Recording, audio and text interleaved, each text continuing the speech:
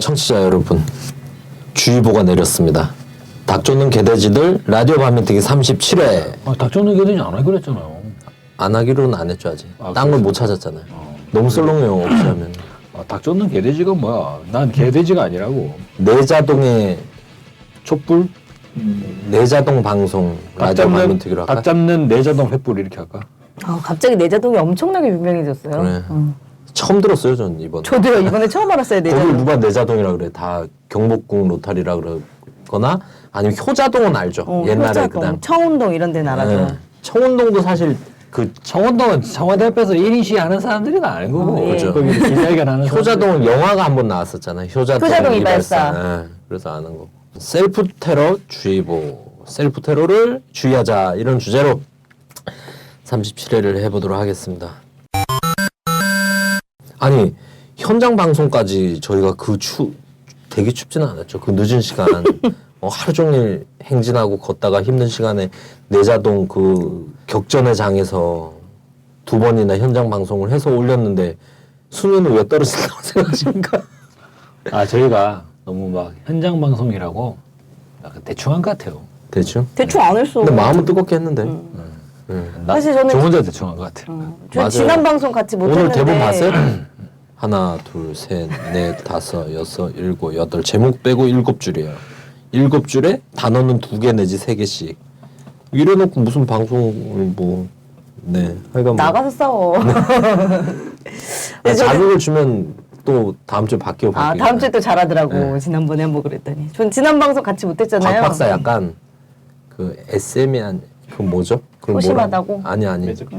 메조키스트. 세디즘적인 요소가 세디즘이에요? 그게? 네. 반대가 뭐예요? 마조이즘이. 그럼 마조이즘이잖아요. 그럼. 몰라요 뭐. 세디즘은 가학이잖아요. 그래요? 네. 영어 자주 쓰지만 왜 그래? 몰라. 네, 어찌됐든. 까먹었다. 야, 순위 왜 그래요? 그래서 준비가 제가 지난주 방송에 안 나와요. 지지난주부터 떨어졌어요. 그래요? 지난주에는 그래도 약간 정체를 시켰죠.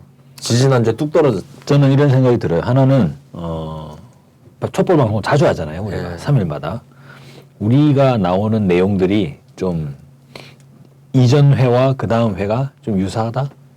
그런 면은 있었던 그런 느낌이 있고 현장 전달을 한다고 하면서 실제로는 우리 시청자분들이 이미 다 아시는 내용을 그냥 재탕한 그래서 뭐 내자동의 분위기나 열기 이런 것들이 뭐 딱히 뭐 두드러질 것도 없고 그거 뭐 너만 그렇냐 우리도 그렇다 이런 생방이었으면 괜찮은 방송인데 그리고 사실 저는 또 하나는 다른 방송들도 방송을 요즘 굉장히 자주 하고 있어요. 그래서 좀 떨어진 것도 있지 않나 그런 생각이 들어요. 전 절대 제 탓은 안 합니다. 오로지 남 탓합니다. 네, 어찌됐든 그래도 가야죠. 이 전국에 물 들어왔을 때 노져야죠. 네.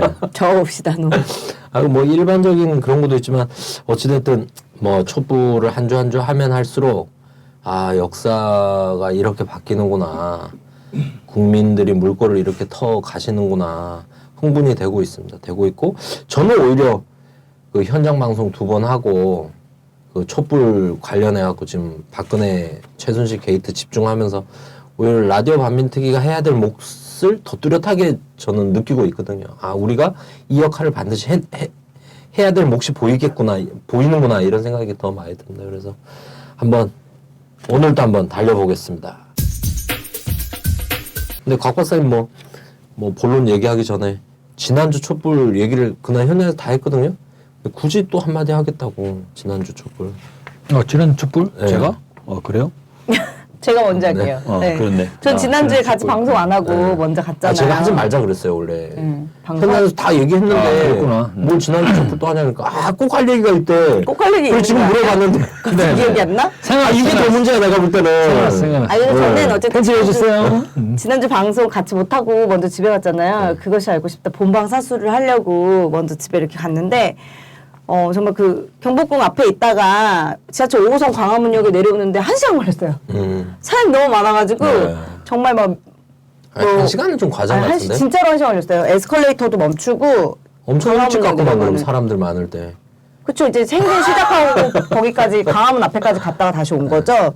근데 너무 사람이 많아가지고 내려가지 못하는 거야. 그래서 계속 기다려서 거진 1시간에 걸려서 갔는데 지하철에 제가 딱 탔는데 방송이 나온 거예요. 오늘도 정의로운 대한민국을 위해 촛불이 되어주신 시민 여러분 감사합니다. 뭐 안전한 뭐 귀갓길 되십시오. 딱 방송이 나오는데 나도 모르게 약간 울컥하고 눈물이 나려고 하는 그런 경험을 또 제가 또 해봤습니다. 저도 지하철에서 한번 해봤습니다. 그런 경험. 네. 아니 근데 진짜 SBS 본방사수하러 가신 거예요? 네. 무릎 아파서 들어간 게 아니고? 아니요, 본방사수하러 간 그래요? 거예요. 본방사수는 뭐 김포까지 가서 해요? 그럼 어디서 해야 돼요? 아니 그냥 아니 저는 얘기를 해야겠다라고 말씀드린 거는 11월 5일 그리고 이제 11월 12일, 19일 촛불을 쭉 이어오면서 이 촛불이 눈에 이렇게 피부로 느껴지는 게 있잖아요. 매 회마다 촛불이 급속도로 이렇게 진화한다고 해야 되나? 예. 네, 저는 촛불의 진화, 촛불이 변화하고 있다는 거. 이것이 예전에 집회나 어떤 시민 투쟁이나 이런 뭐 항쟁 이런 국면에서는 이게 주 단위로 형태가 차차차차 변화해 가는 게 모르겠습니다. 제가 87년 6학년 때는 저 뭐 초등학교 때 그때 삼성 라이온즈 응원하고 있어가지고 잘 모르겠는데 이번에 촛불을 보면 매 주마다 형태가 완전히 변화되는 게 좀 보이지 않습니까? 아니 근데 네. 초등학교 때 왜 삼성을 응원해요? 대구니까. 아 그때? 저 왜 팬클럽 나는 들어갔었어요. 청룡을 했지? 서울이니까. 아니 그때 영주 살았어요 경북. 그래요? 청룡 옷 입고 다녔어요. 저는 서울에 살 때는 MBC 청룡 응원하다가 대구로 이사 가가지고 청룡이 지금 삼성으로 LG잖아요. 뭐 네, 예. 맞아요. 네, 뭐 그죠. 좀 뭐, 왜 나는 청룡을 했지? 삼성을 안 하고? 마음에 드는 선수가 거기 있었나 보죠. 모르겠어. 학교에 왔을 때 딱 세트로 팔길래 회원가입하고 옷 받았는데. 참고로 그 프로야구가 인기를 끌 때 삼성의 트레이드 이만수지 않습니까? 이만수는 대구에서 지역방송 광고 됐어요 그 시절. 아 그래. 지는 언제나 대구 우유입니다. 그러면서 이제 대구 뭐? 대구 우유. 예. 근데 뭐 네. 촛불이 진화하고 있다는 생각이 드는 거예요. 11월 5일에서 11월 12일까지 오면서 일주일 만에 100만을 돌파했지 않습니까? 그러다가 11월 19일이 됐을 때, 이건 한번 쉬어가는 템포니까, 처음에는 이 광화문 광장 지역에 뭐 50만 육박 하길래, 이게 왜 50만이야? 라고 했는데, 이 지역에서, 그죠? 부산 10만, 그리고 광주, 대구가 2만을 때려. 대구가 87년 6월 항쟁 이후에 최대. 예. 이런 지역 촛불로 전국 촛불이 이제 딱 확장이 딱 돼버리는 이 모습에서 저는 이거 된다 이거. 그러면 광주는 예. 광주 그 지역적으로 보면 광주 시민들이 가장 의식이 진보적이잖아요. 0%. 가장 진보적인데 광주 시민들이 5.18 때 당한 게 있으니까 네. 딱 이게 표심에서만 나오잖아요. 투표에서 여론조사에서도 잘 안 잡히잖아. 광주의 민심은. 잘 잡히던데 왜 0%? 아니 근데 그것도 변한 거예요. 뭐냐면 그 이전에는 광주에서 노무현 대통령 탄핵 때도 한 5천 명, 수천 명이 나왔대요. 근데 지금 7만 명, 광주에서는 7만을 얘기해요. 광주 분들이 좀 놀랐어요. 나오시는구나. 뭔가 바뀌었다 지금. 네. 여론조사 0%도 바뀌었다고 봐야 돼요. 이전에는 어찌됐든 새누리의 일정 주시잖아요. 네. 저는 광주는 다 이 여론조사와 투표 이것도 광주에 집단적으로 시민들이 집단적으로 뭔가 만들어내는 결과물들이 있다 항상 보면. 근데 이번에는 변했다 광주가 또 다른 차원에서. 그러면서 제 일요일날 광주 갔었거든요. 다 놀란 상황이에요. 시민들이 나오시네? 원래 안 나오시는데? 지지에도 안 나오시는데 원래. 그러면서 엄청 놀라워하더라고요. 심지어 또 광주에서 횃불이 또 등장을 했잖아요. 너무 멋있더라고요. 그 김진태가 촛불은 촛불일 뿐 바람 불면 꺼진다 이 얘기에서 광주에서는 횃불이 등장하고 춘천에서는 성난 시민들이 김진태 사무실 앞에 거의 10,000명 이렇게 몰려갔다고 7,000명. 7,000명 몰려가셨다고. 그래서 정말 제대로 춘천 시민도 또 왜 요즘 매칭을 잘 왜 보여주신 거 횃불을 아닌가. 안 들어? 우리는 옛날에 그 통일선봉들하고 여름에 전국순회 할 때 대전에 모여가지고 그 충남대나 한남대나 이렇게 들어가잖아요. 전국에 통일선봉대 모여서 한 2천 명. 그러면 횃불 대전 들고 청년 맞아주지. 친구들이 한 수백 명 양쪽에 햇불 들고 쫙 한 수백 이 미터 오빠가 앞에서 맞아줬던 거예요. 해준 적 없어요? 뭐 저는 열심히 공부하고 있어가지고. 진짜? 그러면서 왜냐면 대전역에서부터 그땐 차비도 없고 밤에 버스, 지하철 이런 것도 없잖아요. 뛰어서 가거든요. 제가 생각했던 횃불이 그거였어요. 87년 6월 항쟁. 저 그때 야구장에서 봤다 그랬잖아요. 딱 기억이 나는 건 그때 삼성 야구 보고 딱 나오는데 시민운동장 나오는데 그 도로가 학생들 완전 점거했는데 횃불이 짜자자자 있는데 거기서 풍물패가 풍물을 치고 있더라고요. 가도행진. 네. 그렇게 가도행진 하는데 그 인상이 너무나 확 다가왔어요. 지금도 기억이 나요. 제가 언제 한번 이 문예 쪽에서 활동을 했다면 그런 파노라마 만들어 보려고 했을 건데 아무튼 예. 그래서 앞에 문예패들이 행진할 때 횃불을 딱 들고 행진을 하잖아요. 네. 그 다음에 전선이 교착되잖아요. 그럼 횃불을 내려놓으면 뒤에서 이제 선봉대가 화염병 불을 그걸로 다 타타타타 그랬을 수도 있겠네요. 네. 그랬을 수도 있겠군요. 공소시효 지난 거죠? 아마 뭐 그렇게 하지 않았을까? 네. 아, 여기 저는 촛불이란다. 촛불의 진화론. 예, 급속도로 진화하고 있다. 그래서 이게 우리가 이 소급을 해보자는 거죠. 다음은 어떻게 될까? 저희가 지난 방송 때 뭐라 그랬습니까? 제가 350만 찍어가지고 윤희정님 뭐라 그랬죠? 어떻게 그런 얘기를 할 수 있나 그랬죠? 아니, 언론에서 300만 얘기하고 있어요, 지금. 내가 맞춘 거잖아, 나 200만. 될 수도 있겠어. 왜냐면 그날 그 19일 날 서울에서 50만, 60만 얘기했잖아요. 근데 통신사에서는 맞아요. 74만인가 이렇게 얘기하잖아요. 네네. 그러면 300만이라 그러면 실제 또 통신사 한번 350만입니다 딱 하면 곽 박사 술 사? 마실장 쓰자는 거야? 좋습니다. 어차피 뭐 술 사도 그날 공짜 이런 집을 찾아가야지 또. 저는 지방에서 우리 처남이 올라왔어요. 지난 촛불 때. 근데 처남이 잘생겼더만 키도 크고. 아유, 근데 젊을 때는 더 잘생겼었어요. 아, 그래? 군대 갔다 와가지고 얼굴을 베려가지고. 어. 근데 그 심야버스 타고 집에 같이 갔는데 심야버스 타는데 처남이 저한테 그러는 거예요. 왜 심야버스 타요? 우리 11시인가 헤어졌잖아. 저 12시 넘어까지. 11시 집에 간다며. 아니, 근데 우리 처남이 꼭 그 청와대 앞에 경찰들 있잖아요. 한번 가보고 싶다 그래가지고 그래? 갔다가 안으로 들어가 버린 거예요. 그 완전 막 밀려가지고 있다가 그 거의 맨 앞에까지 갔어요. 예. 그러다가 가자, 나 다리 아파 이래가지고 이제 나오긴 했는데 근데 심야버스 타고 가는데 우리 처남이 뭐라 그랬냐면 매형 저 사실 서울을 별로 안 좋아했거든요. 사람들 깍쟁이 같고 자기밖에 모르는 것 같고. 근데 그러니까 그때 그 심야버스 분위기가 어땠냐면 다들 박근혜 퇴진 피켓을 들고 타잖아요.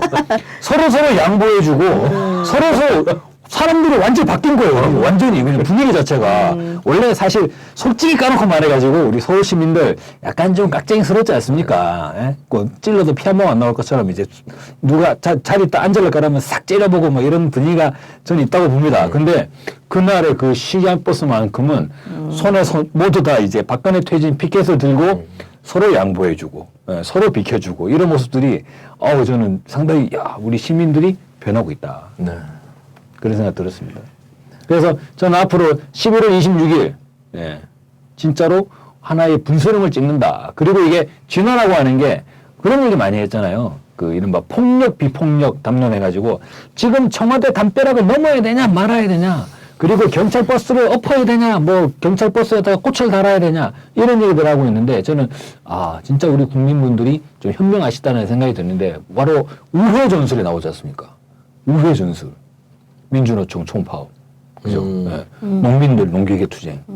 그리고 최근에 뭐 우리 사회자님 한 단체에서 뭐 공무원에 보내는 호소, 네. 그래서 좀 그 현장에서 나왔어요. 지난 촛불 집회 때 내자동 사거리에서 공무원 노조 오늘부터 네. 정부 종합청사에서 박근혜 퇴진 농성 들어가요. 네, 맞습니다. 그 내자동 사거리에서 그 시민 자유 발언에서 바로 얘기가 나오더라고요. 자기 주변의 모든 지인들 중에 경찰 있는 사람들 다 전화 걸으라고. 이 경찰 뭐 하는 거냐? 항의해야 된다. 우리 모두 다 있지 않느냐고 찾아보면. 그래서 연락해가지고 항의하자. 이런 의견들이 막 나오더라고요. 시민들이 집단적으로 움직이기 시작했다. 그래서 저는 이 거대한 이 행동, 시민들이 가지고 있는 능력과 권리를 지금 활용하는 실질적인 행동 단계로 지금 완전히 접어들고 있다. 실력 행사로 나가는 거죠.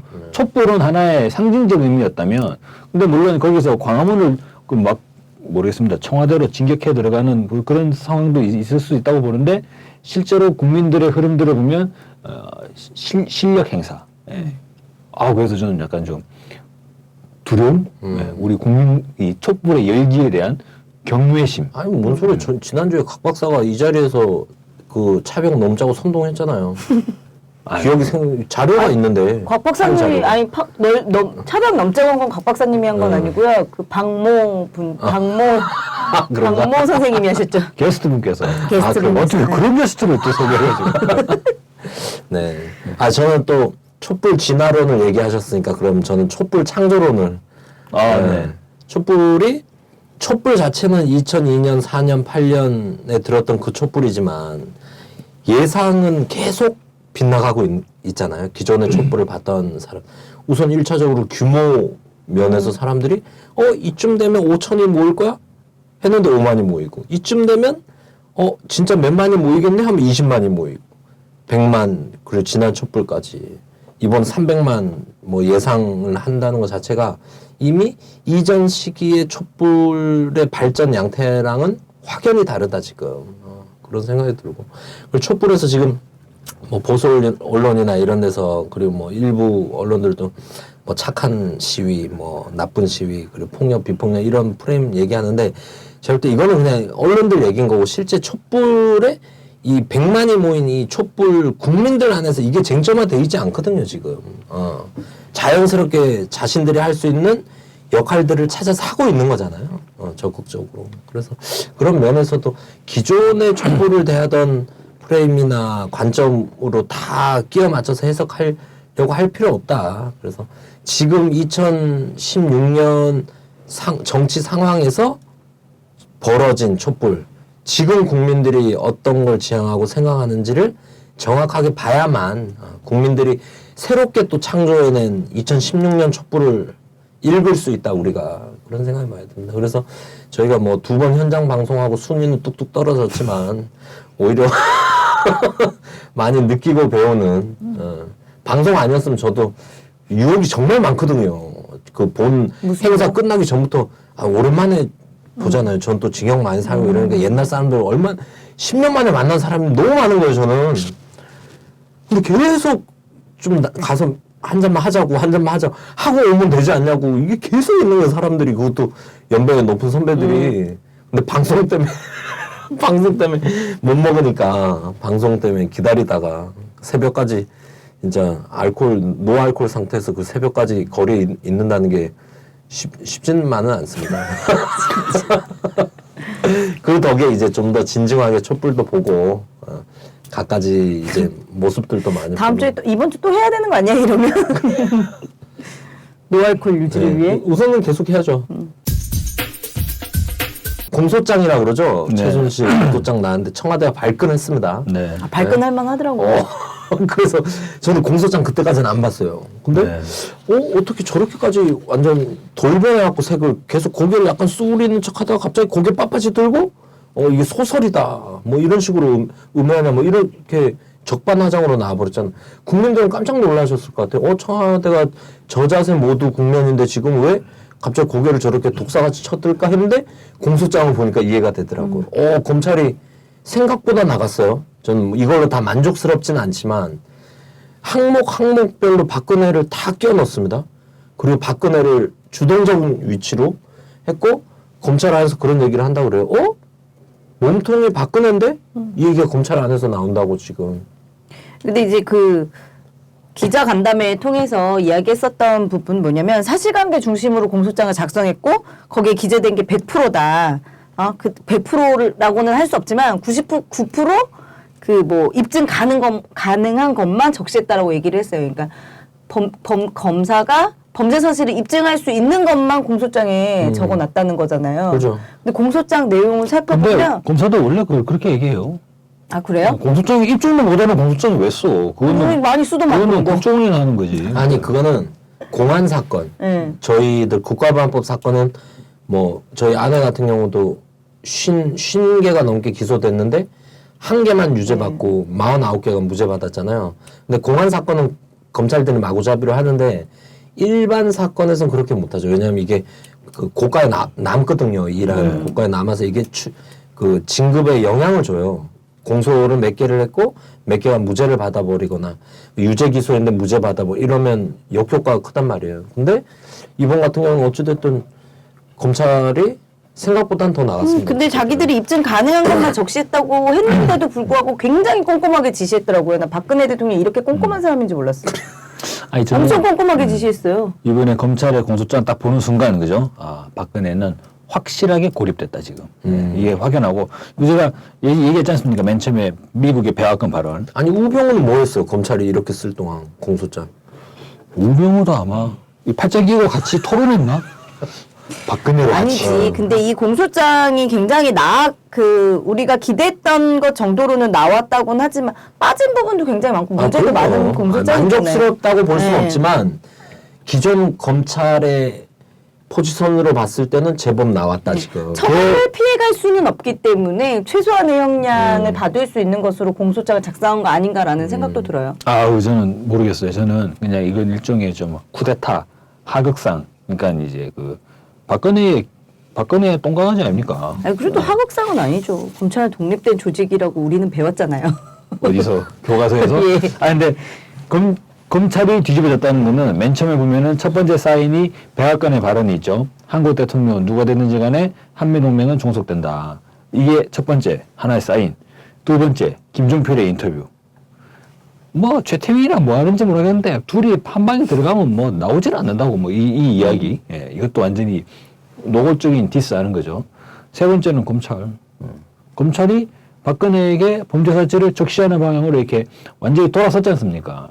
이 부분을 보면 첫 번째 박근혜 완전 고립됐다. 그리고 그것이 무엇으로 입증이 되냐면 공소장에 대한 박근혜 반응을 보면 알 수 있어요. 검찰 수사 안 받겠다고 거부했죠. 그렇죠. 그거 누가 할 수 있을까? 박근혜 외에는 아무도 생각할 수 있는 사람이 없어요. 생각은 그런 감정은 모르겠지만 그런 감정을 내뱉을 수 있는 거. 검찰 수사를 거부한다 그러면 법치를 부정하는 거 아닙니까? 그러면 이거는 수배 때리는 거잖아. 아니 그게 헌법상 불가능하니까 그렇게 나오는 거 아닌가요? 그러니까 검찰 수사를 거부하겠다라는 이야기가 나오는 것 자체가 대한민국의 검찰 제도를 부정하는 거고, 그러니까 내가 가서 소상히 밝히겠다라고 얘기를 해야지. 사실과 같지 않다. 검찰이 오해를 하고 있는 것 같은데 내가 가서 진실을 밝히겠다. 이렇게 얘기를 해야 맞는 거라고요, 이게. 근데 검찰 수사 받지 않겠다라고 말을 했다고. 이거는 정치적 감각이 전혀 없는 박근혜의 온전한 사상이 그대로 반영됐다고 보는 거죠. 네. 근데 저는 거기에 그런 것도 있다고 봐요. 이 정도 공소장이면 들어갔을 때 더 털릴 수도 있겠네? 라는 불안감이 생겼다고 생각해. 어느 정도라면, 좀 대면 질의를 피하는 선에서 어느 정도. 아니, 그건 좀 되지 약간 않을까. 뉘앙스 안 맞는 게 있잖아요. 차라리 특검을 해라 이렇게 얘기하지 않습니까?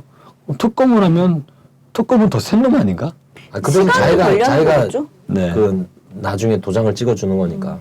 이게 저는 어떤 생각이 들었냐면, 박근혜 주변에 드디어 연설문을 써주는 사람이 없구나. 이게 왜 없냐면 이런 게 있잖아요. 물론 연설문 전문 비서관이 있죠. 근데 만약에 대통령이 지시를 했어요. 이렇게 하세요!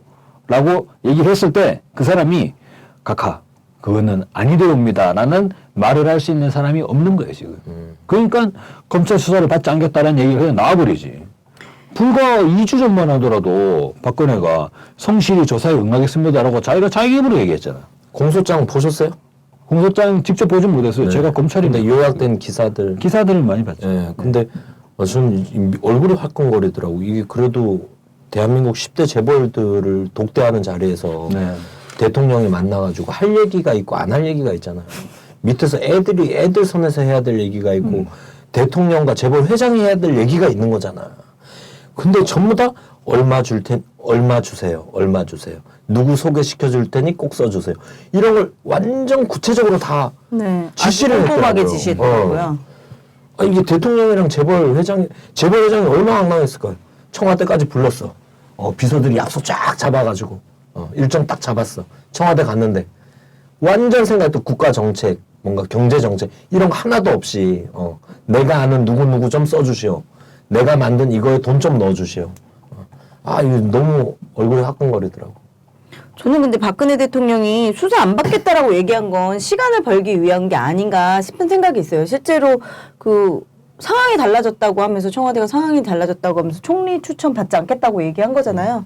야당이 국회에서 합의한 총리 추천을 받겠다고 했다가 상황이 달라졌다고 하면서 안 받는다고 했고 불과 최순실은 박근혜가- 얼마 전에 나 무기징역이에요? 나 무기징역이에요? 이렇게 물어보고 다녔다는 거 아니에요? 자기 변호사한테도 그렇고 검찰 조사관한테도 그렇고 무기징역을 받을 만한 짓을 한 거야. 아직 안 밝혀졌을 뿐이지.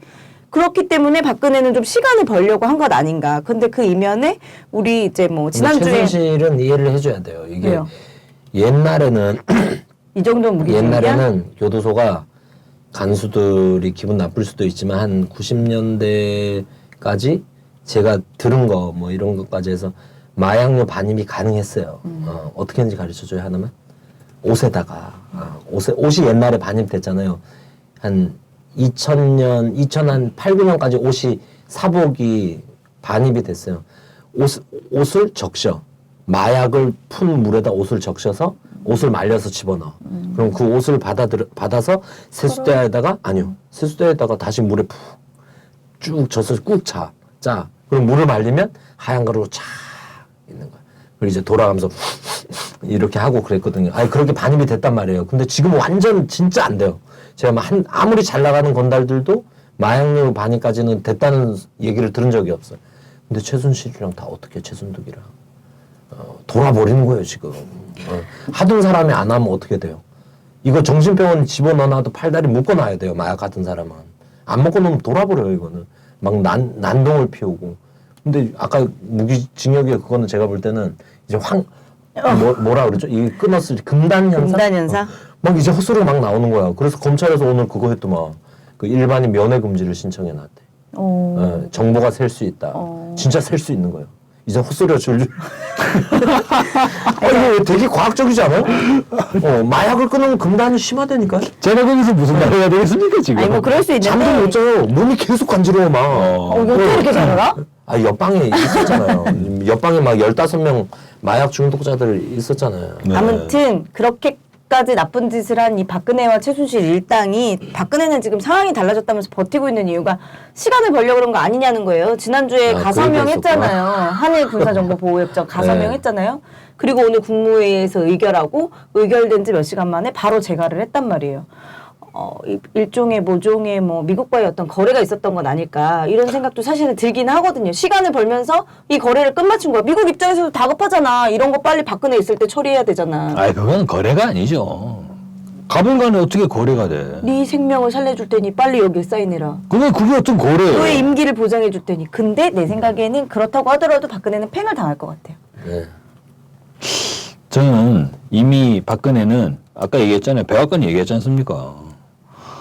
한국 대통령 누가 되든지 간에 한미동맹은 종속된다고. 종속은 되죠. 근데 박근혜 지금 이 절박한 상황을 이용해서 한미일 삼각동맹을 빨리 구축시키고 미국의 그 속내를 다 드러내가지고 이용해 먹는 거죠. 탈탈 털어먹는 거죠. 탈탈 이제 털어먹는 몸도 거죠. 폐기되기 전에 토사구팽을 하는데 그 토끼를 아니죠 토끼가 아니라 사냥개죠. 예. 사냥개를 완전 탈탈 털어먹는 거죠. 이제. 탈탈 털어먹는데 탈탈 털리고 있는 박근혜는 지금 모르고 있다는 거. 아니 알면서도 일말의 기대를 가질 수밖에 없는데 왜 그거밖에 없으니까 길이 출로가. 거기밖에 없어서. 그만합시다. 그만하고. 다행히 그래도 지난주 일요일 날 그 19일 날 촛불의 기세를 힘입어서 일요일 날 대선 유력 주자들 야권에 네. 8명이 이제 회동을 할인 했습니다. 회동? 예, 모여가지고 논의를 하고 뭐 1, 2, 3, 4, 5 해가지고 나름 이제 방향 이런 거를 합의되는 선에서 대선 주자와 야권 인사 대선 주자와 8명이 전부 다 대선 주자는 아니죠. 그런 천정배 씨 아닌가요? 그런가? 대선의 뜻이 있는 꿈이 분들. 없는 사람 하나도 없는 것 같은데. 대선의 꿈이 있으신 분들. 그래요? 지금 특히나 지금 같을 땐 전부 다 이때가 거기 계신 8분은 다 대권 행보를 걸으시네. 네, 그렇죠. 그렇구나. 네. 알겠습니다. 아니 아닌 사람을 얘기를 해줘요. 아니 말씀 듣고 보니 그런 거 돼가지고. 네 어찌됐든 해가지고 결의를 받습니다. 결의를 받고 그래서 국민들이 좋아하실 것 같아요. 국민들이 좋아하실 것 같고 야권 정치인들이 행보가 더디다 이런 것 때문에 이제 그 답답해 하셨잖아요. 많은 국민들이. 근데 입장 쭉 보니까 그래도 그 중에서도 이재명 시장, 박원순 시장 두 분이 약간 빛이 나더라고요. 특히나 요즘 두 분이 또 인기도 굉장히 좋으세요? 특히나 이재명 시장 같은 경우는 그 문재인 씨가 다음 날인가 다다음 날인가 그 명예를 보장하겠다. 명예로운 퇴진을 명퇴 보장하겠다. 지가 없는데 근데 솔직히 근데 그건 뭐 사람들이 다 이미 욕하고 있으니까 우리가 하지 마요. 남들 다 하는 건 하지 맙시다. 근데 이재명 씨가 거기다 바로 그 기사 링크 딱 하면서 써가지고 무조건 구속이라고. 와. 명예로운 퇴진이 어딨어? 괜히 3위 올라가는 게 아니에요. 지금 제가 볼 땐 무조건 감옥이다. 이걸로 지금 또 상승세가 다시 생긴다. 이재명 씨. 그러니까 지금 한 2주 전, 3주 전 형국이랑 똑같아요. 이재명 씨가 돈을 뜨고 약간 당황한 박원순 씨가 또 따라가고. 국무회의 때 또 얘기했잖아요. 뛰쳐나가죠. 다 사퇴하자. 두 분이 계속 이렇게 주거니 받거니 하면서 야권에선 두 분이 좀 두드러지지 않나. 이재명 시장 어쨌든 안철수도 제꼈고 유력 거의 주자로 그러니까. 올라갔죠. 저는 문재인 씨가 너무 유약한 것 같아요. 너무 나약하고. 그게 좀 어떤 느낌이 오냐면, 그 특전사 출신, 특전사 공수부대죠? 네네. 특전사가 아니라. 공수부대 출신을 되게 강조하잖아요. 저는 그게 약간 좀 걸려. 왜냐면 정말 이 사람이 실제 강성이고 되게 막 이 저돌적이라고 해봐요. 안 그래도 강성인데 공수부대 출신이라고 막 광고를 하겠어요? 그러니까 그럼 뭐 반대적 면으로 저는 이런 책도 썼고 뭐 집안에서는 우리 딸아이와 이런 얘기도 하고 이런 얘기를 주로 홍보하지 않겠어요. 근데 뭐 약간 유약하다는 게 너무 드러난 것 저는 같아서. 공수부대를 나왔다는 건 대선 주자로서 되게 좋은 여건이라고 생각하거든요. 당연하지. 대신 그걸 발판으로 해서 더 이 종북 공세나 그리고 이념 프레임 이런 데 더 공격적으로 나갈 수 있는 조건이 되는 거잖아요. 그게. 네. 근데 그렇게 활용을 안 하니까 아니, 그걸 모든지- 방어용으로만 쓰니까 그게 뭐든지 아쉽더라고. 자기가 이렇게 딱 치고 나가고 뭐 공격적으로 이렇게 하시는 건 좀 부족한 것 같아요. 이미지 자체도 약간 젠틀한 이미지가 있어서 계속 젠틀하려고 노력을 하시는 것 같고 나는 젠틀한 사람이야. 나는 강한 사람이 아니야. 난 젠틀한 사람이 이렇게 자기 주문 걸고 있는 거 아닌가 싶을 정도로 네. 어찌됐든 뭐 그런 부분은 아쉬운 우리는 것 잘 같아요. 되는 사람에 집중해서 관심을 가집시다. 그렇죠. 점점점 관심이 이제 이동하고 있다. 그 촛불이 아까 진화한다 그랬잖아요. 저는 야당 정치인들도 진화하는 촛불에 맞추어서 따라가는 사람이 나중에 최고의 이제 최후의 관문을 돌파하는 거다. 이게 맞다고 생각합니다. 뭐 예전에 뭐 될 사람과 안 될 사람이 정해져 있는 건 아니지 않습니까? 지금 뭐 한간에는 뭐 누가 뭐 차기 대통령은 누가 돼야 된다 이런 얘기들을 뭐 하는 분들이 계신데 저는 모든 가능성을 열어놓고 진화하는 촛불에 최대한 잘 따라오는 그럼요. 그 인물이 이제 결국에는 그리고 야권의 이제 대선 주자 전반은 저희가 또 이제 수구 저쪽 새누리 저쪽의 주자들 대하는 거랑 또 질적으로 다르게 대해야 되는 거잖아요.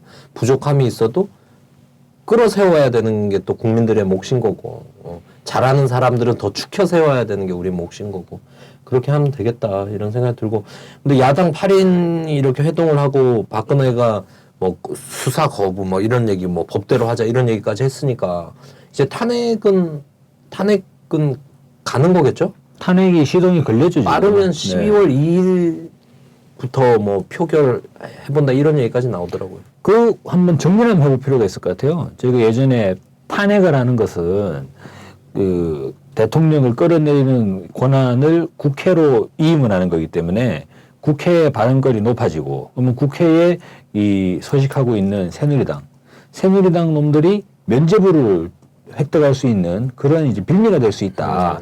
그래서 즉각 퇴진이다 이런 얘기를 했지 않습니까? 근데 지금 탄핵 얘기가 나오는 이유는 탄핵을 가자는 게 아니잖아요. 탄핵과 퇴진의 투트랙으로 갈 수밖에 없다라고 이야기한 것이고, 그러니까 퇴진 투쟁을 하지 않고 탄핵을 하는 게 아니잖아요. 탄핵을 하는 이유는 저는 이렇게 생각을 해요. 지금 새누리당 내에서 비박계가 상당히 지금 막 좌충우돌하고 있지 않습니까? 게다가 남경필 네, 그리고 이제 뭐 탈당했죠. 새누리당 탈당이 시작이 되고, 네. 그러면 비박계에서 탄핵을 발휘할 수도 있고 탄핵을 치고 나갈 수 있는 이런 상황 속에서 탄핵의 동력을 새누리에게 뺏기지 않을 필요는 있다라는 부분을 생각이 들고 그리고 이제 탄핵을 그 정도인 거죠. 예. 그 정도 의의가 있는 거죠. 그러니까 새누리 비박계의 선도적 탄핵을 막아보자. 이건 막아야 된다라는 이제 그 공감대가 있지 않나라는 생각이 들고. 그거야말로 죽 서서 개 주는 겁니다. 네, 여기서 비박이 탄핵을 한다. 네, 그럼 죽 서서 개 주는 거예요. 그러죠. 네, 죽 서서 개 주는 거죠. 소시기적으로. 네. 대시기적으로는 이제 정치 권력이 국민들한테 온전히 오는 게 네. 내년 대선 국면까지. 내년 어찌됐든 내년이 되겠네요. 빨라도. 네. 더 빨라져도 상반기로. 그래서 기본은 정권 퇴진 투쟁에 더욱더 집중해 들어가는데 정치권은 뭐 탄핵이라고 하는 부분을 이렇게 새누리당이 일방적으로 탄핵을 날치게 할 수 있는 그런 상황에 대해서 미리 이제 통제할 필요는 탄핵을 날치기. 탄핵을 날치게 하자. 의견을 날치기? 아니 탄핵을 수구 치게 하나? 수구 애들이 지들 안에서 탄핵을 날치게 한다는 것 상황 자체가 간다는 건 기분이 좋긴 하네요. 죽 서서 개를 주면 안 되지만 네. 그래서 그런 면에 이제 통제 장치는 필요하다. 지들끼리 막 문 잠가놓고 막으로 가면 최루탄 까면서 박근혜를 탄핵하겠다. 근데 7명이 필요하니까. 네. 모두 다 막을 수는 없죠. 근데 오늘이 진짜로 김선동 의원이 FTA 통과되고 나서 국회에서 최루탄을 뜯었던 날이 오늘이에요. 그런 것도 네. 기억해요? 아니 몇 년 전 오늘에 뜨더라고요. 오늘 페이스북 몇년 전 오늘에. 네. 그러면 저는 그런 것도 있다고 생각합니다. 이게 촛불을 퇴진 운동을 더 잘하기 위한 데서 탄핵 시도가 복무가 돼야 되는 거고. 근데 탄핵을 딱 되면 얘네들은 탄핵 과정에서 새누리나 비박애들 이 과정에서 자기들이 다시 제2의 길, 제3의 길을 모색하는 기회로 볼 텐데 이게 탄핵을 딱 발의가 되는 순간부터 국민들한테 뭘 던져지냐. 그럼 이제 박근혜 이후는 뭘 할까? 이 화두가 던져지게 될 거라고 보입니다. 근데 저는 이걸 사실 기대가 됩니다. 사실 이런 면에서. 지금은 박근혜 퇴진에 집중돼 있잖아요. 여기에 기본 집중을 하되 그러면 이제는 우리 박한준 실장님이 얘기하셨던 그대로 정권 교체도 있지만 이 나라를 어떻게 바꿔낼 건가. 네. 이 100년 친일 역사를 어떻게 바꿔낼 건가. 이런 게 급물살을 탈 거다. 왜냐면 탄핵이라는 게 상정되는 순간 국민들은 그럼 박근혜 끌어내리면 그 이후는 이제 그려지게 되는 거잖아요. 그래서 저는 아까 라디오 반민특위 몫이 있겠다 했던 게 저희가 역사적으로나 정치적으로나 이런 데서 뭔가 탁 이런 토론의 화두나 이런 걸 잘 던져봤으면 좋겠다. 본물은 아직 들어오지도 않았다. 이런 생각이 들면서. 저는 오늘 아침에 사무실 딱 나오면서 드는 생각이 박한준 실장님 아침에 왜 사무실을 나와요? 사무실로 나오나? 집에 나와서 사무실로 가다가 또 밤새 일했다고. 그렇지 않습니다. 네. 박한준 실장님이 민족문제연구소 뭘로 유명해졌습니까? 친일 인명사죠. 제가 어떤 생각했냐면 자꾸 인용하면서 죄송하네. 네. 지난주 토요일날 후원주점 저 결국 못 갔어요. 그렇습니까? 꼭 오라고 하셨는데. 글자도 똑같아요. 우리 사회연구소, 민족문제연구소 7자잖아요.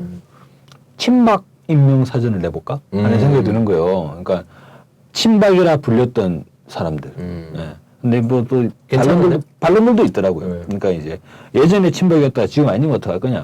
뭐 이런저런 논란이 있는데 근데 어쨌거나 이거를 완전히 아니지. 쥐들이 한 번 친박은 영원히 친박이라고 그랬으면. 그러니까 뭐 그래서 그룹을 섹션 A 진박, 진박 따로 만들고 종박부터 만들어야지. 종박 그리고 원박, 뭐 배나무가 있지 않습니까? 그거를 그룹별로 탈박 나중에 따로 부록 해가지고 탈박 이런 식으로 따로 짜자장 모아가지고 이 친박 인명사전 한번 내면 새누리는 해체된다.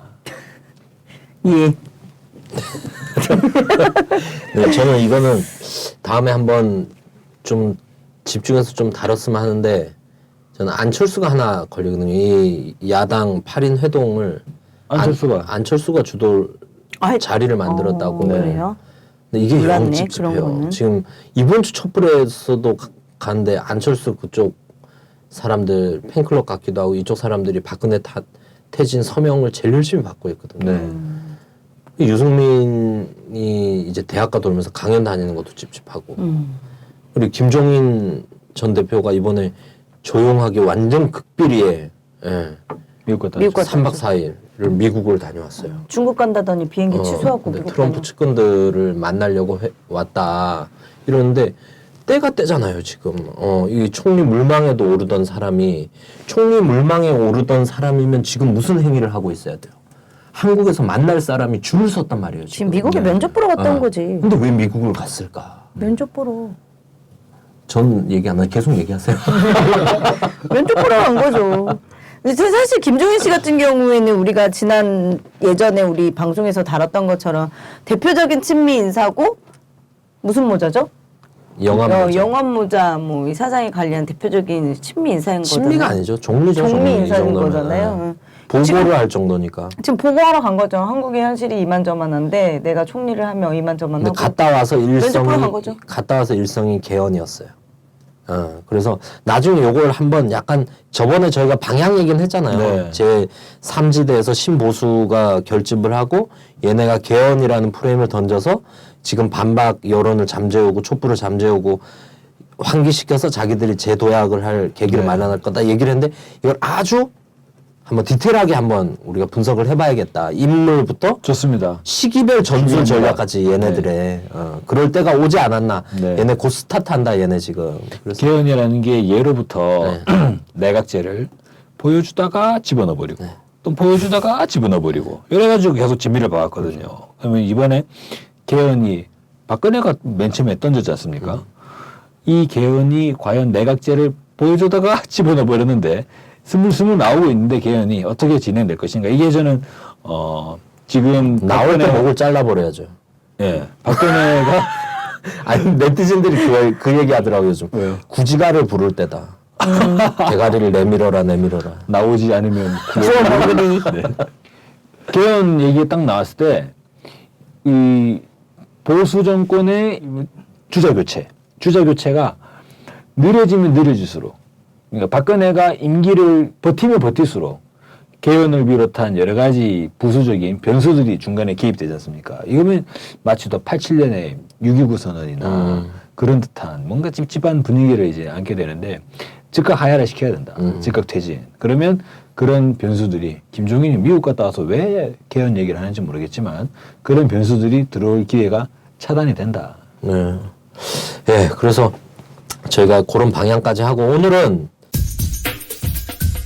제목을 셀프 테러 주의보로 했지 않습니까? 그래서 이 수구 진영들이 이런 전국을 타개하기 위한 아까 뭐 내각제, 책임 총리, 삼지대 창당, 뭐 그리고 개헌 이런 전략적 방향도 있지만 이걸 딱 탈피하기 위한 또 꼼수도 있지 않겠나. 그렇죠. 그래서 꼼수를 몇 가지 좀 특화해서 좀 짚어보자 이런 얘기를 했습니다. 그 본 주제를 얘기했으면 하고 그 전에 주권 방송에서 이제 홍보 요청이 들어왔습니다.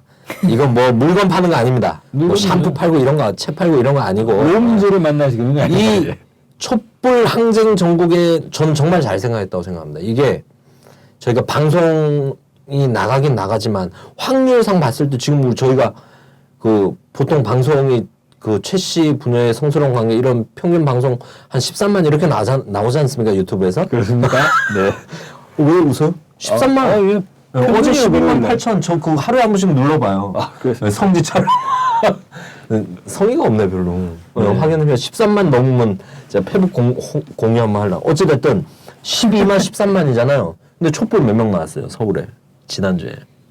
74만 뭐 이렇게 얘기하잖아요. 네. 그리고 다음 주에 얼마 나와요? 300만. 곽 박사 말 들으면 300만.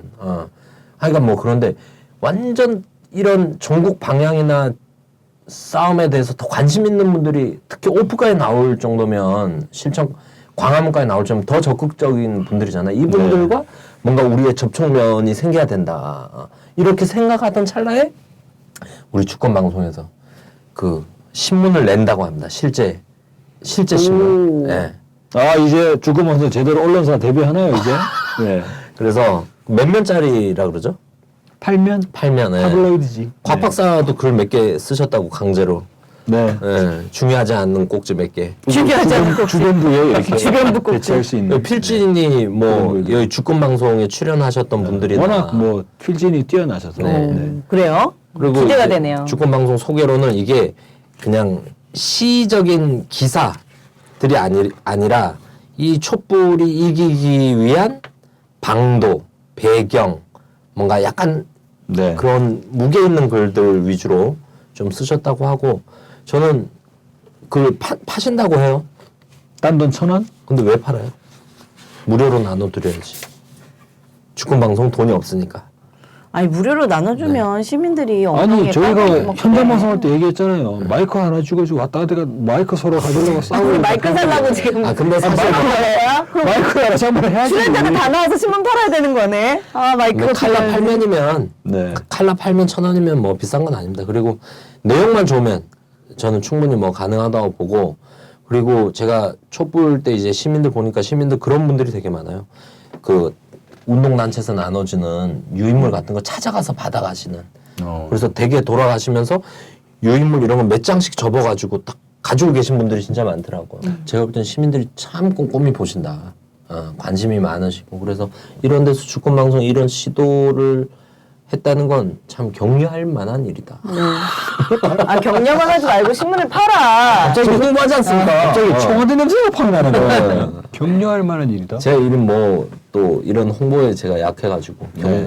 격려할 만한 일이고 격려를 하자 열심히. 그래서 어디서 파신?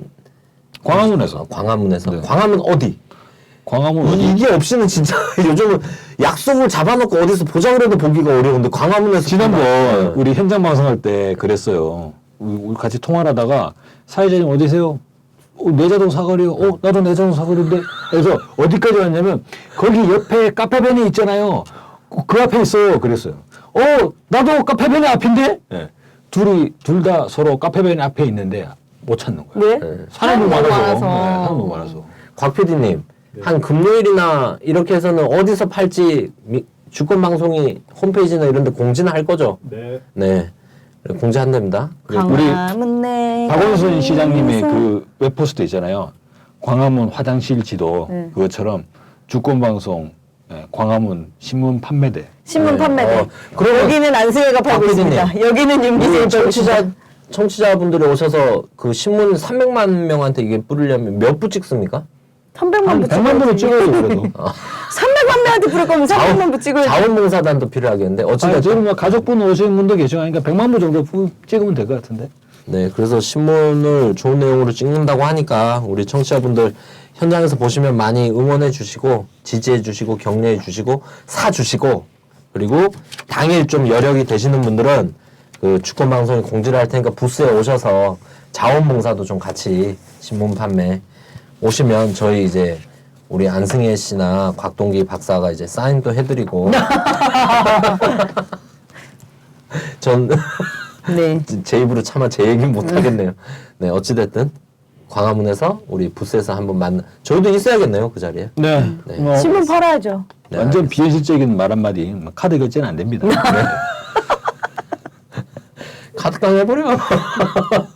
한 100부씩 해가지고. 여기 카드 단말기 있나요? 100부 이상 사면 카드 결제 됩니다. 뭐 이런 거. 네. 이제 본론 얘기 좀 합시다. 네. 꼼수 곽 박사님 어떤 꼼수들이 있습니까? 저는 이제 보수의 충격 셀프 테러잖아요. 그래서 그 아주 충격적이고 뭔가 사람들의 눈을 자극적이고. 네, 자극적인. 선정적인. 그냥 그런 거 있잖아요. 그냥 뭐 정계 개편 구상이라든가 이런 거 말고 그냥 이제 뿅 가는 거 이런 거 뿅 보면 가는 거. 네, 일단 정도원이 얘기했던데 뭐요? 이제 야동이 나올 차례입니까? 뭐 수순이래 수순. 정도원은 얼마 억울했겠어. 그 최태민 그거 얘기했다가 정도원 징역까지 갔다 왔잖아요. 보복으로. 대선 때 그 2007년 말 한마디 네. 한 것 때문에.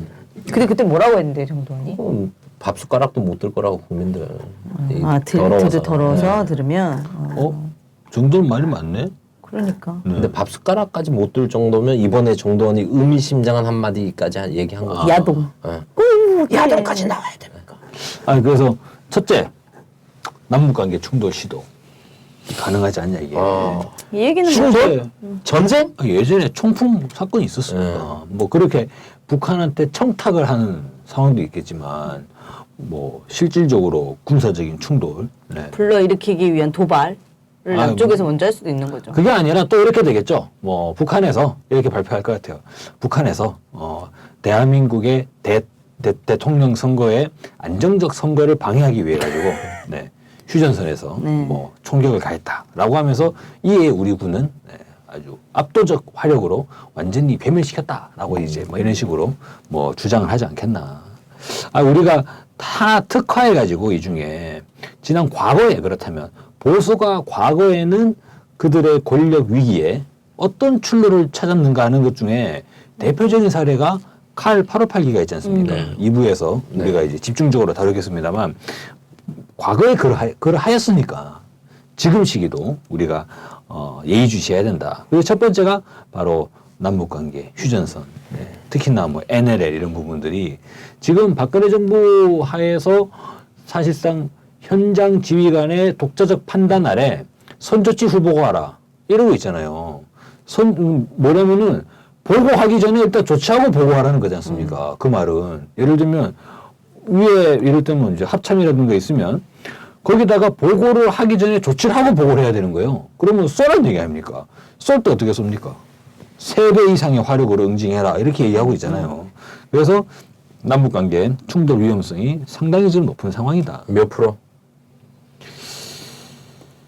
갑자기 또 왜 그렇게 또? 네.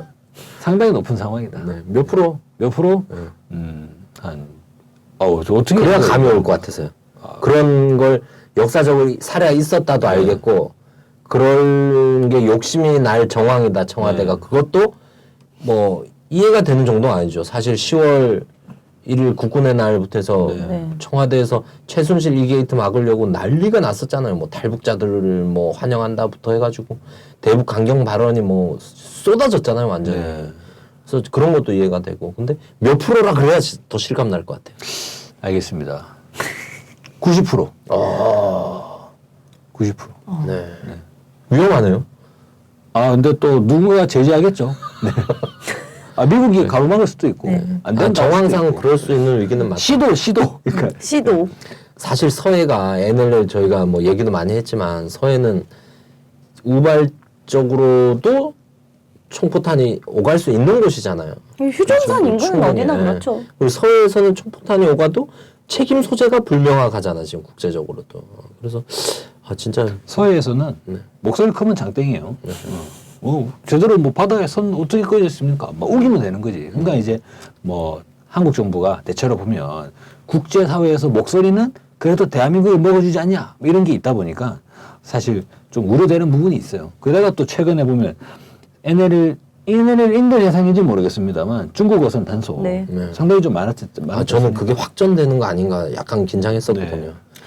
계속 중국을 부각을 시키다가 중국 어선 때문에 남북 충돌이 있을 수도 있는 거잖아요. 네, 사실 오늘도 기사 나왔잖아요. 중국 어선 NLL 인근에서 단속 당하다가 전복돼가지고 뭐 1명 실종되고 뭐 6명 구조했다 뭐 이런 기사 나오던데 어떻게 될지 모르는 거잖아요. 사실 이전에 그 문제 꽃게잡이 중국 어선들이 와서 싹쓸이 한다고 했을 때 왜 이게 이렇게 되느냐라고 봤을 때 이 NLL 문제가 명확하지 않으니까 충돌을 피하기 위해서 남쪽도 북쪽도 다 소극적으로 단속을 하기 때문이다라는 기사들이 나왔을 정도였거든요. 근데 지금은 왜 막- 중국 어선이 네. 전복이 돼버리지? 중국 어선 전복되고 뭐 거기다 총 쏘고 뭐 그러니까 그걸 하지 말라는 건 아닌데 그런 상황을 보니까 사실 좀 이런 충돌 위험도 좀 높은 거 아닌가. 그래서 정말 네.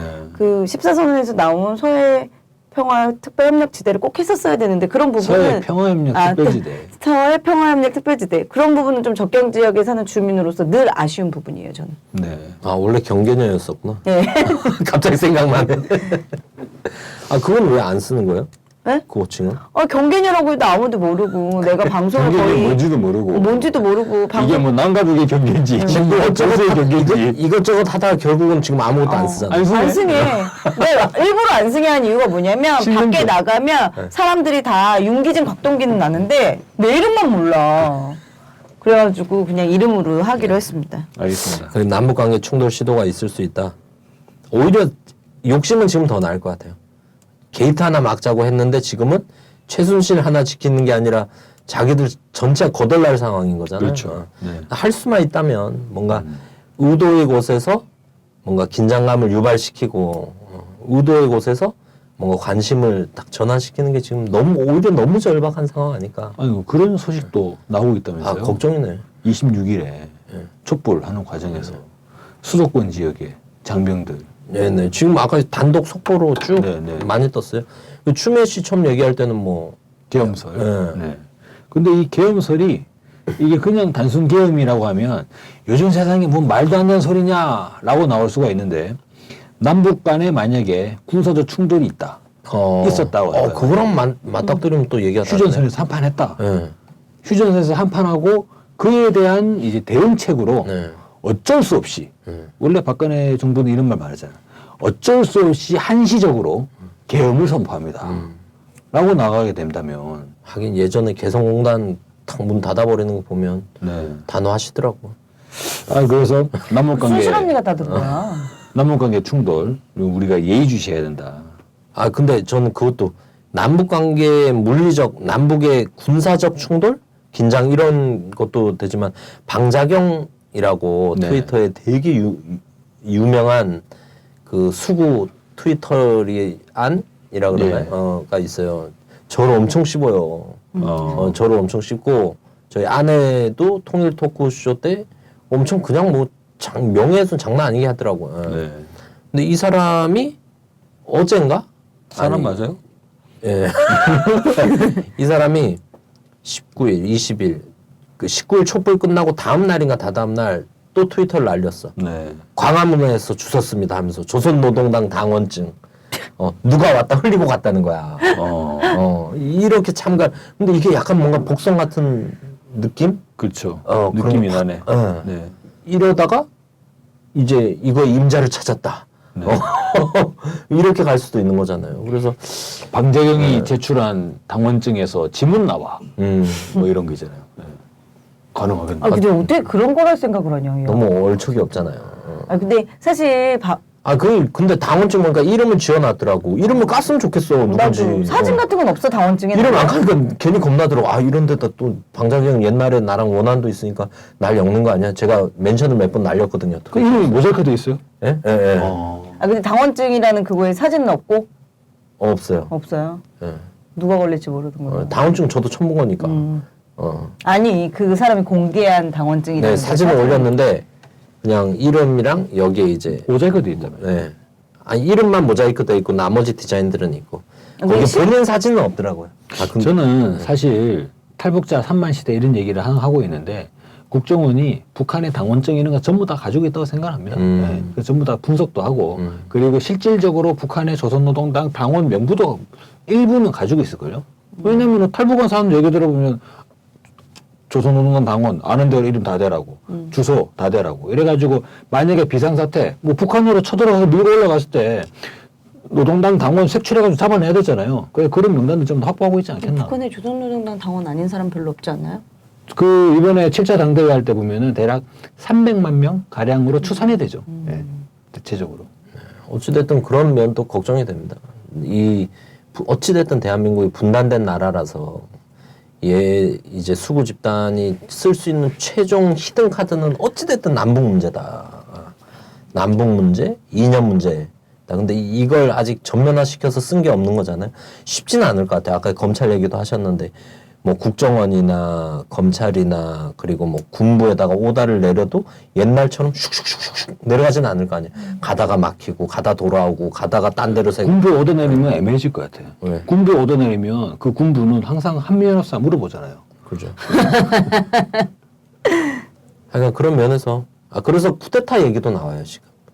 이게 단순히 촛불 진압용 대비라기보다 쿠데타 군부내 쿠데타 문제가 있지 않느냐 뭐 이런 소리도 아까 곽 박사 얘기 그런 것 때문에 다른 정치 세력이 작용을 해서 그런 것도 있지 않냐 하는데 뭐 어찌됐든 이런 설까지 나오는 거 보면 이 국민들이 이제 네티즌들이 약간 역사적 경험 그렇죠. 있는 거잖아요. 워낙 많이 당했으니까. 그리고 4.19 이후에 5.16 얘네가 실수한 게 국정교과서나 그리고 뭐 이런 문제들 때문에 국민들이 역사에 관심을 라디오 반민특 시즌 1이 큰 반향이 있었잖아요. 네. 아까 민정문제연구소도 국민들 큰 지지를 받고 이런 그렇습니다. 부분 이런 과정에서 국민들이 역사 문제에 대해서 더 해박해져 버렸잖아요.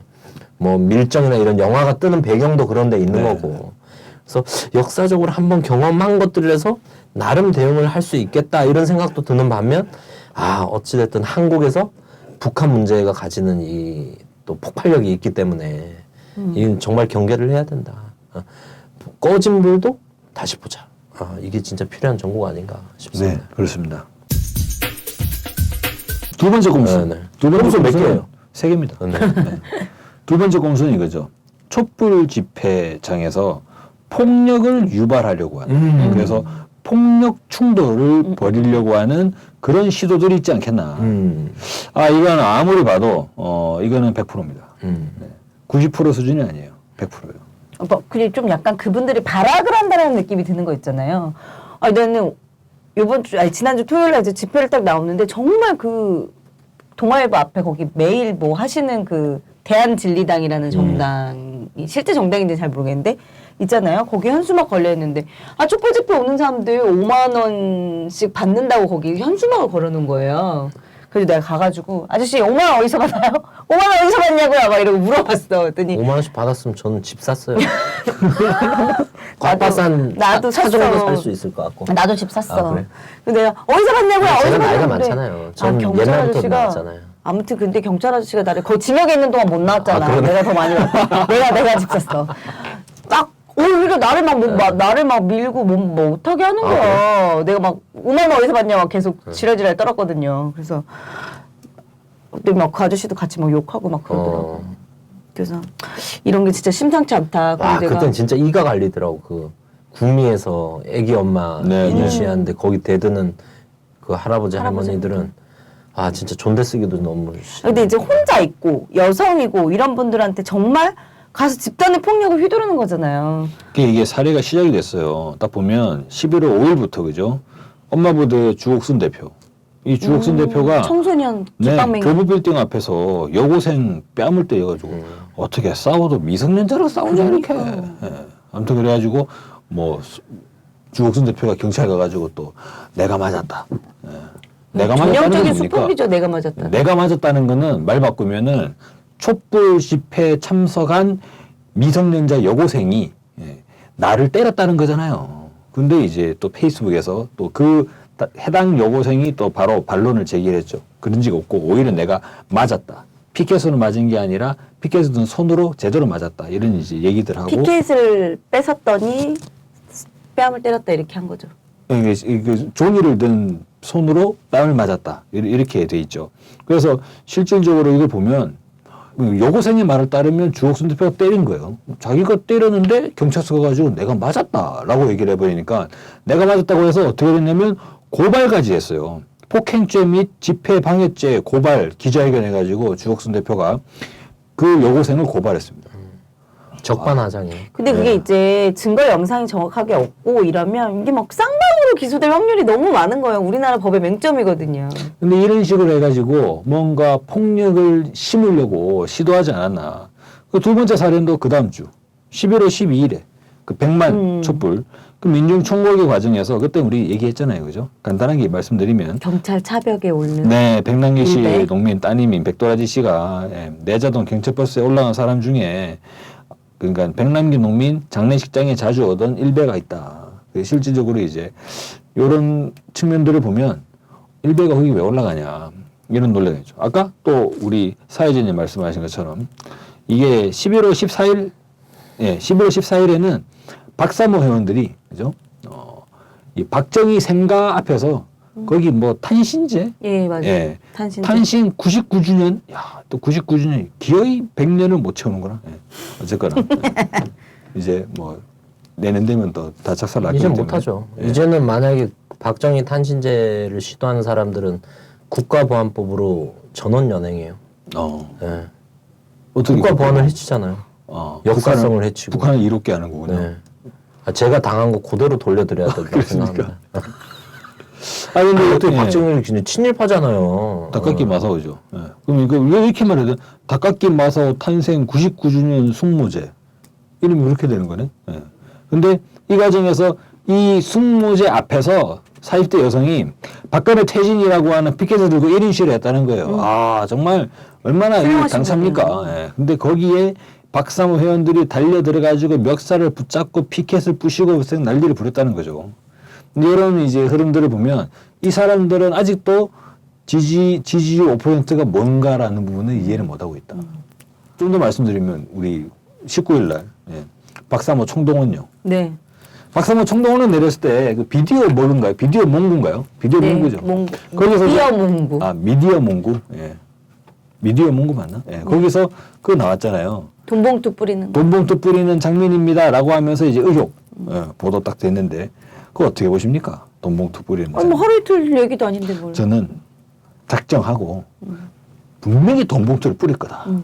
작정하고 아마 거기 계속 있지 않았을까? 이런 생각도 좀 들더라고요. 그 장면을 포착하기 위해 가지고. 아, 그럼요. 그 충분히 있을 수 몽구 씨 있는. 굉장히 근데 저는 훌륭하신 그날 거예요. 보면서 아 얘들이 자금 동원력이 많이 현저히 떨어졌구나. 네. 지금 정도 절박한 상황이면 50억을 썼어야 될 상황인데 네. 5억밖에 안 쓴 거예요. 네. 10,000명 모였잖아요. 아니 50억을 갖고 왔는데 5억 원어치밖에 아니 안 그 나와요. 정도까지 그렇게는 아니에요. 근데 한 10을 가져왔는데 5억을 삥땅 쳤을 수는 있는데 50억을 안 가지고 나온 거죠. 아무튼 집회 돈 그날 주고 그래서 행진이 떼먹었잖아요. 실패했잖아요. 행진하는데 추가 수당을 줘야 되는데 안 줘갖고. 아 근데 제가 그날 서울역 인근에 사무실에 뭘 가지러 갈 일이 있어서 서울역에서 내리려고 이제 공항철도를 닦고 가는데 그 집회에 참석하시려고 하신 분으로 추정되는 할아버지 두 분이 타가지고 지하철에서 고래고래 소리를 지르면서 떠드는 거예요.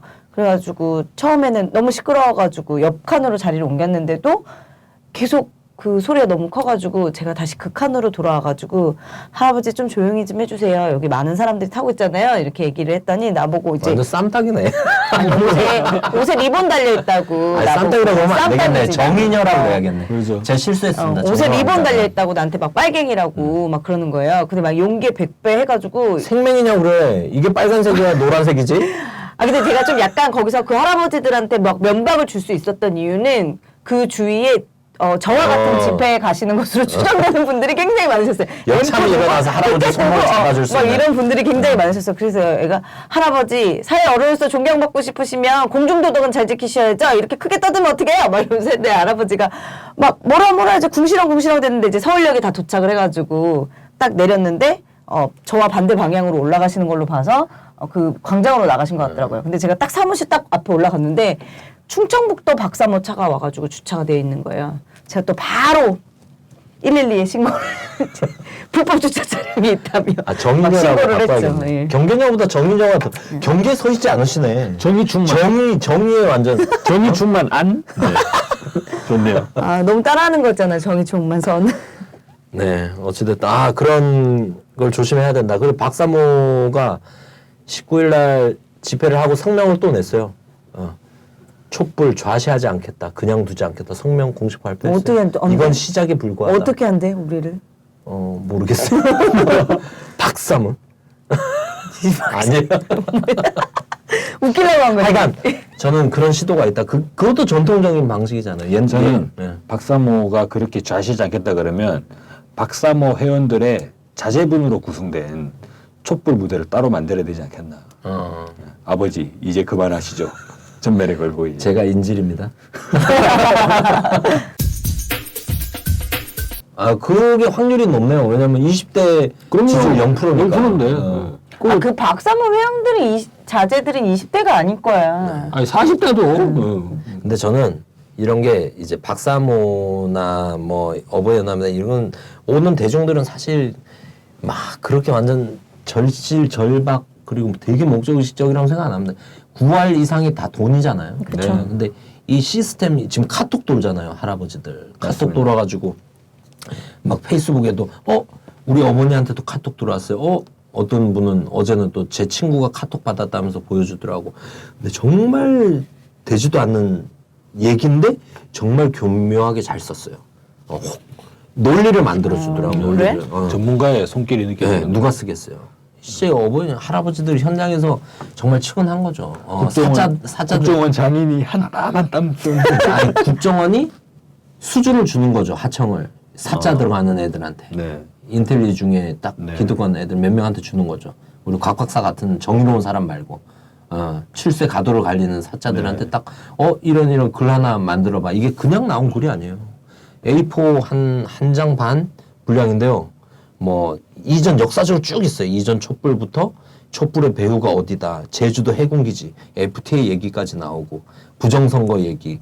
그리고 그 대한민국 건국 부정 얘기, 뭐 이 노무현 대통령 수십억 뇌물 뭐 이런 얘기까지 해가지고 천안함 연평해전 그리고 장병들 연결식 때 누가 있었느냐 뭐 이런 얘기부터 해서 일반인이 쓸 수 없는 그리고 한국 전쟁의 역사부터 다시 문재인이 등장하고 김대중 노무현이 다시 등장하고 박원순 아들 비리까지 아직도 안 끝났어요. 계속 나와요. 꼼꼼하네.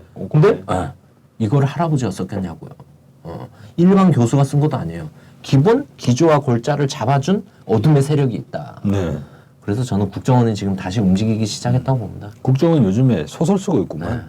아주 은밀하게 움직인다고 보고 이게 어느 만큼 퍼지는지 이렇게까지 거기 뭐 일당 준다는 얘기는 없어요? 아니 지난 대선 때는 여기요? 그 글에 일당 준다는 얘기는 없어요? 이걸 뿌리는 주동자들이 있을 거 아니에요. 아니 그게 아니라 이 촛불 집회를 하는 사람들이 일당 받고 촛불 집회 나온다 이런 글은 없냐고. 이런 것도 돌리는 거 아니냐. 있어요. 있어요? 65만 촛불 중에 65만이랬는데 실제 추산은 이렇다.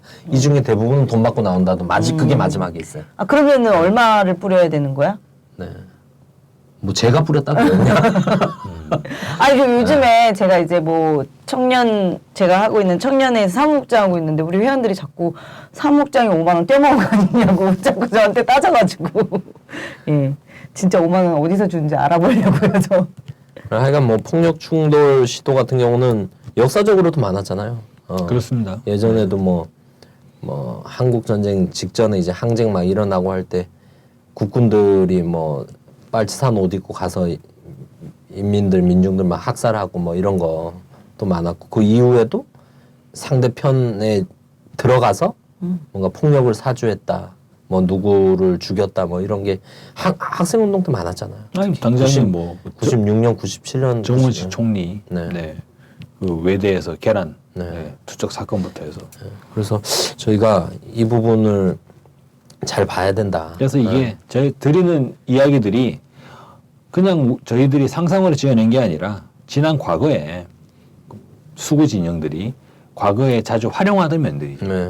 그게 우려된다는 겁니다. 근데 저는 여기서 두 가지가 동시에 고민돼요. 이게 이런 거를 실제 국민들이 우려를 하세요. 그죠? 실제 하세요. 1번보다는 2번은 좀 더 이제 현실적으로 우려를 하시죠. 예. 경험도 있으시고. 근데 우려를 하는 측면 또 저는 복합적인 이유들이 있다고 생각하는데 경험적인 이유 빌미를 줄 수 있다. 아직은 그 단계가 아니다. 이건 뭐 합리적이라고 봅니다. 이런 이유는. 근데 동시에 저는 저희가 지금 무장을 들자고 하는 게 아니잖아요. 손에 뭘 들자고 하는 게 아니잖아요. 그리고 뭐 가서 때려 부시고 이런 폭력을 쓰자는 게 아니잖아요. 주권방송은 손에 신문을 들자고 얘기합니다. 광화문. 네. 모두 한 부씩. 네. 그래서 비무장, 비폭력 아직 이렇게 다 생각을 하고 있는 거잖아요. 기본에서. 근데 반면에 이것 때문에 주눅이 들면 안 되는 거죠. 또 손에 든 것도 없고 폭력을 쓰는 것도 아닌데 그래도 박근혜는 우리 손으로 끝까지 끌어내려야 되는 거잖아요. 주눅이 드는 거야말로 바로 이 수구 진영이 바라는 거다. 말 그대로 그대로 노임수다. 네, 그래서 그렇죠. 요 경계를 잘 타야 된다 우리가. 그렇습니다. 심리적으로 그런 생각이 듭니다. 세 번째 꼼수는 그야말로 이거는 자작극. 진짜 실제 이런 일이 벌어지면 어떡하나 이런 생각이 드는 거죠. 예를 든다면 이런 겁니다. 보수 진영 내에서 그죠. 셀프 테러가 일어나는 거죠. 누구를? 누가 누구를 비박이 친박을 친박이 비박을. 문세광 제2의 문세광 아니면 제2의 김재규 좀 세네. 아니면 총인데. 아니면은 제2의 지충호 그건 칼이네. 네, 총칼. 도르코칼. 네, 문방구용. 네, 도르코칼. 네. 까만 거 이렇게 접었다 폈다 하는 거. 그 커터칼이라며. 도르코칼이었어요? 도르코칼. 문방구에서 산 거. 우리는 유의해야 된다. 역사적 과정에서 그런 일들이 있었기 때문에 내지는 뭐 제2의 시디키 그러면 제2의 조병옥 뭐 많이 있지 않습니까? 역사 방송 좀 했다고 좀 아네. 그죠? 아니면 제2의 김효국까지 해가지고 대박. 많이 있습니다. 네. 네, 많이 있습니다. 네. 그래서 지금 시기에 보면 보수 진영이 가장 노리는 게 뭘까요? 촛불은 압도적 다수고 그들은 한 줌도 안 되는 소수인데 그들이 가장 노리는 부분은 촛불 군중이 자중질환에 빠져가지고 서로 싸우게 만드는.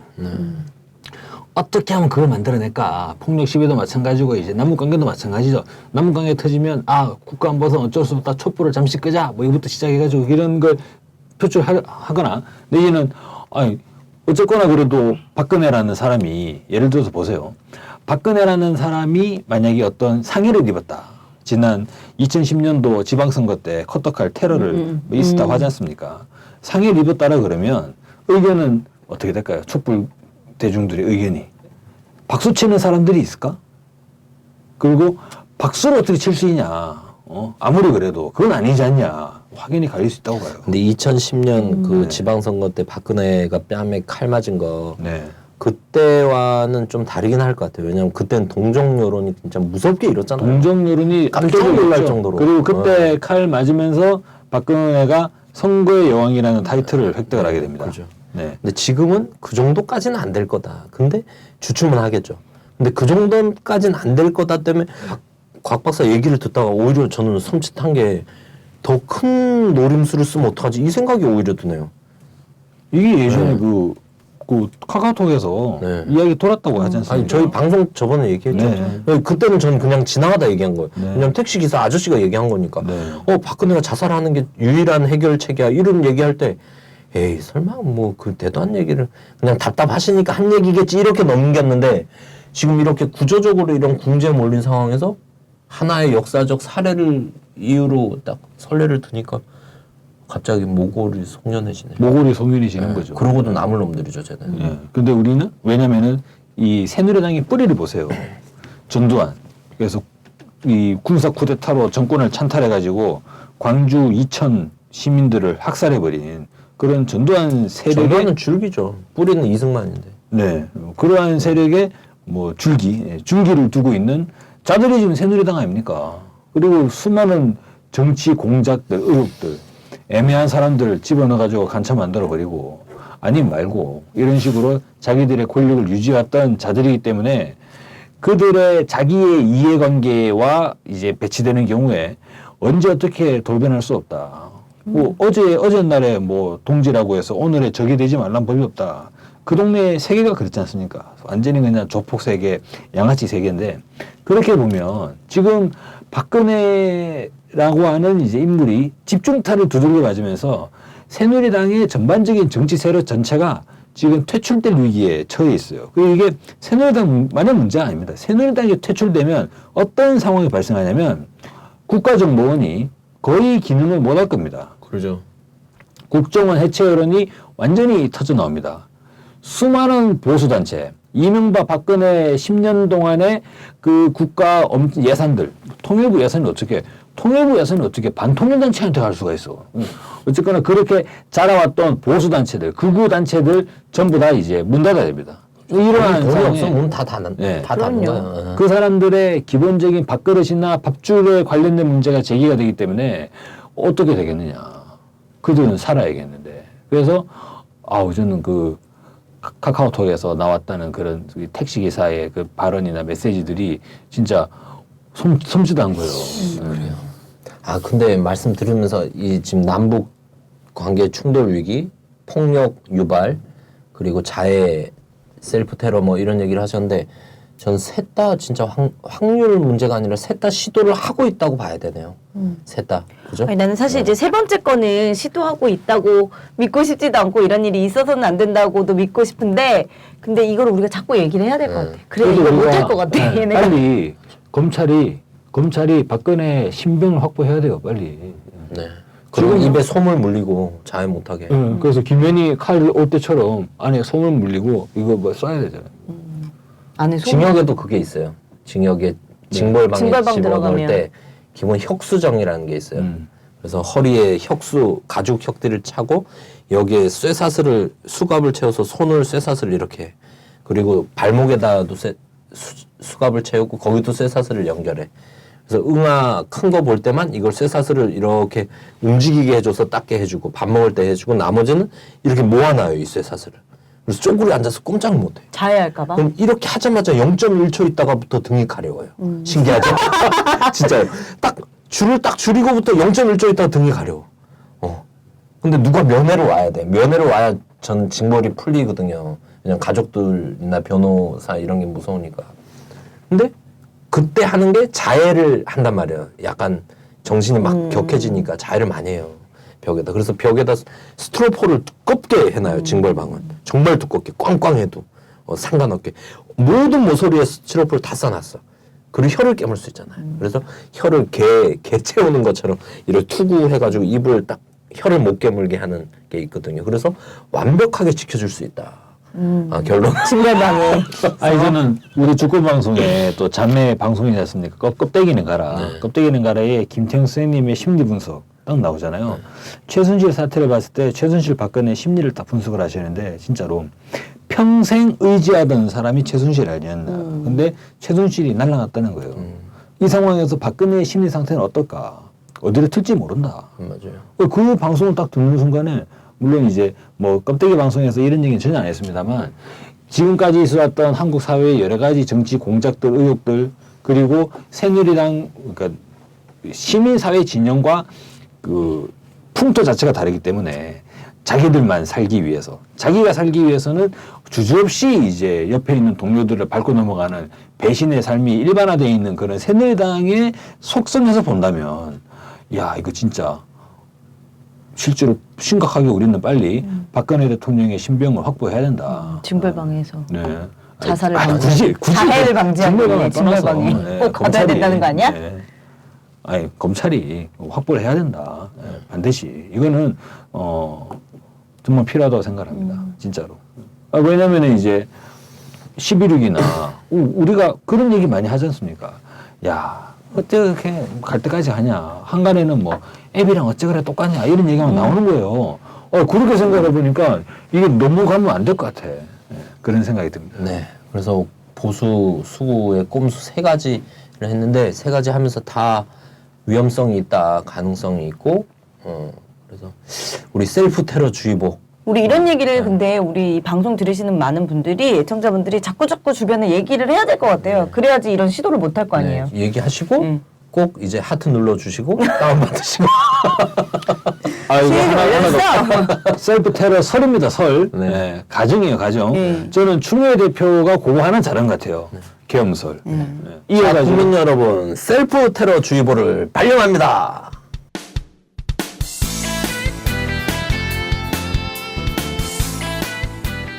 2부에서 계속됩니다.